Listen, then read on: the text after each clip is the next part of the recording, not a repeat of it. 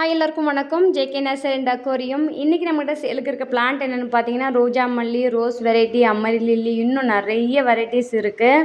So பார்த்தீங்கன்னா already வந்து நம்மகிட்ட பிளான்ட் ஆர்டர் பண்ண எல்லாருக்குமே தெரியும் நம்ம நிறைய சீட்ஸ் வந்து ஃப்ரீயாக கொடுத்துட்ருக்கோன்னு.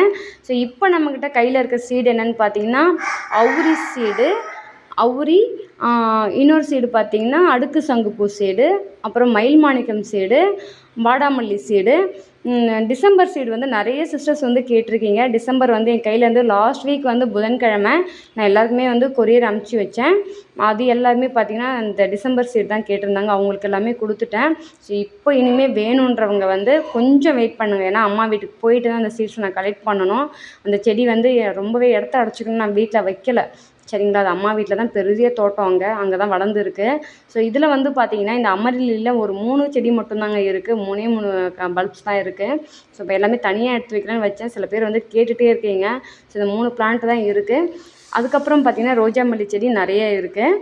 இப்போ வந்து நீங்கள் பிளான்ட் ரிசீவ் பண்ணியிருக்கீங்க அப்படின்னு நிறைய பேர் சிஸ்டர் நீங்கள் கொடுத்த சீடு வந்து ரொம்ப சந்தோஷம், மயில் மாணிக்கம் சீடு கொடுத்துருக்கீங்க, இன்னும் இதெல்லாம் கொடுத்துருக்கீங்கன்னு சொல்லி எனக்கு மெசேஜ் பண்ணுறதை விட்டுட்டு கமெண்ட் பண்ணுங்கள். அப்போ தான் அடுத்தவங்களுக்கு ஒரு நம்பிக்கை வரும். ஏன்னு கேட்டிங்கன்னா இவங்க ஏதோ வாய் வார்த்தை சொல்லிகிட்டு இருக்காங்க அப்படின்னு நினைக்கக்கூடாது இல்லையா. ஸோ உண்மையாலும் என்கிட்ட பிளான்ட் ஆர்டர் பண்ணி உங்களுக்கு சீட்ஸ் ஃப்ரீயாக கொடுத்துருந்தா சிஸ்டர் நீங்கள் கொடுத்த சீடு வந்து எனக்கு வந்துடுச்சு அப்படின்னு ஏதோ ஒன்று நீங்கள் என்ன சொல்ல நினைக்கிறீங்களோ அதை வந்து ஒரு சின்ன கமெண்ட் பண்ணுங்கள். ஸோ அதுக்கு முன்னாடி வந்து நீங்கள் ஒரு பிளான்ட்டை வந்து ரிசீவ் பண்ணிவிட்டு இப்போ தான் நீங்கள் வளர்க்க ஸ்டார்ட் பண்ணுறீங்கன்னா எப்படி வைக்கணும்னு பார்த்தீங்கன்னா கோகோ பீட் வந்து கொஞ்சம் கார்டன் சைடில் ஒரு பங்கு எடுத்துக்கிட்டிங்கன்னா அதில் கால்வாசி வந்து கோகோ பீட், அதில் கால்வாசி வந்து மண்புழு உரம், அதில் ஒரு டீஸ்பூன் எடுத்துக்கோங்க வேப்பம் புண்ணாக்கு. ஸோ இதை எல்லாமே மிக்ஸ் பண்ணி உங்கள் கார்டன் சைடு வந்து ரொம்ப தண்ணியாக இருக்கக்கூடாது, அப்படியே கட்டி முட்டியாக இருந்தாலும் அதை வெயிலில் போட்டு நல்லா உடச்சி காய வச்சுட்டு இது எல்லாமே மிக்ஸ் பண்ணி ஒரு 2 டேஸ் வெயிலில் கூட காய வச்சுருங்க. அந்த கட்டியெல்லாம் உடச்சிட்டு அதுக்கப்புறம் எடுத்து நிழலில் வச்சுருங்க. அந்த செடி வந்தோடனே அழகாக தண்ணி ஊற்றி ஒரு நாள் வச்சுட்டு அடுத்த நாள் வந்து இந்த மாதிரி ரீபாட் பண்ணுங்கள். ரொம்ப ஆழத்துலேயும் செடியை வைக்காதீங்க. ஸோ மேலேயே வச்சு அதை ரீபாட் பண்ணி ஃபுல்லாக நிழலில் வச்சுடுங்க. சரிங்களா, நீங்கள் வந்து இன்றைக்கி தண்ணி கொடுக்குறீங்கன்னா அதோட அடுத்த ஒரு வாரம் கழிச்சு நீங்கள் தண்ணி கொடுக்கணும். சரிங்களா, அது சப்போஸ் ஏதாவது ஒரு மொட்டு இருந்தால் கூட அந்த மொட்டை கிள்ளி விட்டுருங்க. அதான் மெயின் செடி வளர்க்குறதுல முக்கியமான ஒரு விஷயம் என்னென்னா அதில் ஏதாவது ஒரு மொட்டு இருந்தால் அந்த மொட்டை வந்து நீங்கள் கிள்ளி விடணும். அப்போ தான் அந்த மொட்டுக்கு சத்து போகாமல் செடிகளுக்கு சத்து போயிட்டு அந்த செடிகள் வந்து அடுத்தடுத்து நிறைய துளிர்கள் வைக்கிறதுக்கு நிறைய ஹெல்ப் பண்ணும். ஸோ இந்த செடி வந்து நம்ம எப்படி வளர்ந்துருக்கு பாருங்கள். அதே கவரில் இப்போ தான் 2 டேஸ்க்கு அப்புறம் தான் இதை நிழலில் வச்சேன். ஃபுல்லாக கிட்டத்தட்ட 3 வாரம் ஆச்சு இதுலேருந்து இந்த மாதிரி இலைகள்லாம் புது துளிர் வர்றதுக்கு. நல்லா பாருங்கள், அதே செடி தான். ஸோ இதில் வந்து புதுசாக எப்படி வந்திருக்கு பாருங்கள், புது லீஃப். அது வரைக்கும் தான் இருந்தது. ஸோ அதுக்கப்புறம் அந்த லீஃப் வந்து பார்த்திங்கன்னா துளிர்கள்லாம் அதுக்கப்புறம் தான் வந்தது.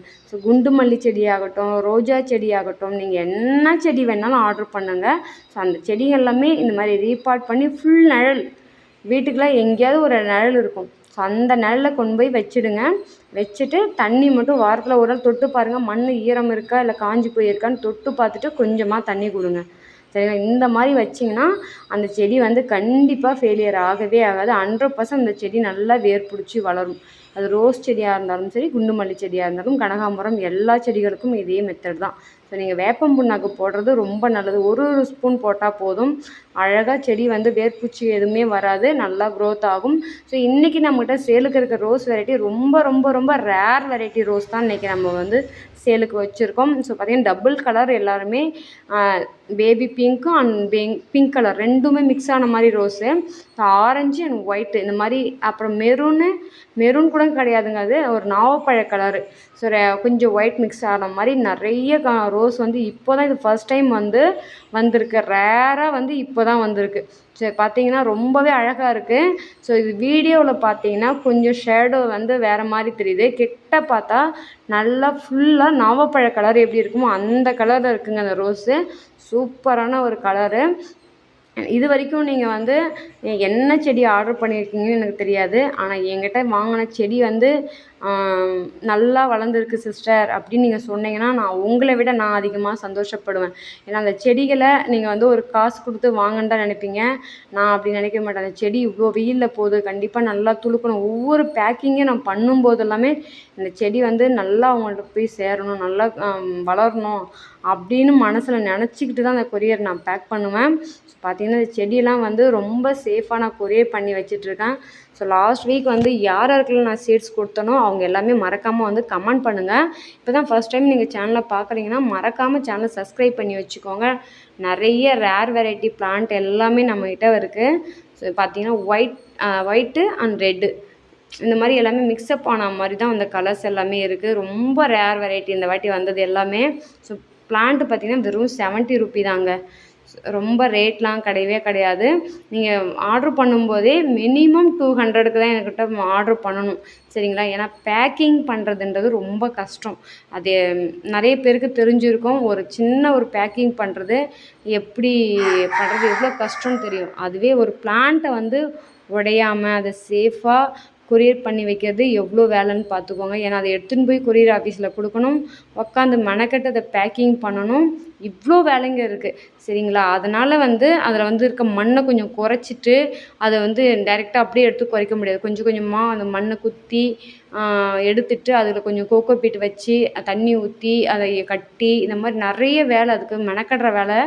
ஸோ அதுக்காக தான் சொல்கிறேன், ஆர்ட்ரு பண்ணும்போது மினிமம் 200க்கு மேலே தான் நீங்கள் எந்த பிளான்ட்டும் ஆர்ட்ரு பண்ணால் நான் கொரியர் பண்ணுவேன். ஓப்பனாக சொல்கிறேன், ஒரு பிளான்ட்டை மட்டும் எனக்கு போதும்னு சொன்னால் என்னால் கொரியர் பண்ண முடியாது.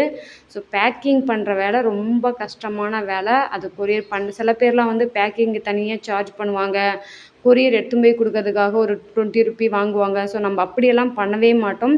நீங்கள் 1 கேஜிக்குள்ளே என்ன பிளான்ட் ஆர்ட்ரு பண்ணாலுமே கொரியர் சார்ஜ் வந்து 60 ரூபி தான்.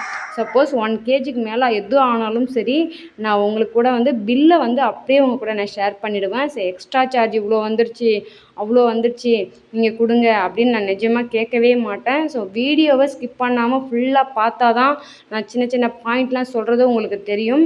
ஸோ மறக்காமல் வந்து சேனலை சப்ஸ்கிரைப் பண்ணி வச்சுக்கிட்டு கூடவே வந்து பெல் ஐக்கானையும் கிளிக் பண்ணி வச்சுக்கோங்க. உங்களுக்கு தேவையான என்ன சீடாக இருந்தாலும் சரி, மறக்காமல் வந்து வெறும் சீடு மட்டும் கேட்காதீங்க.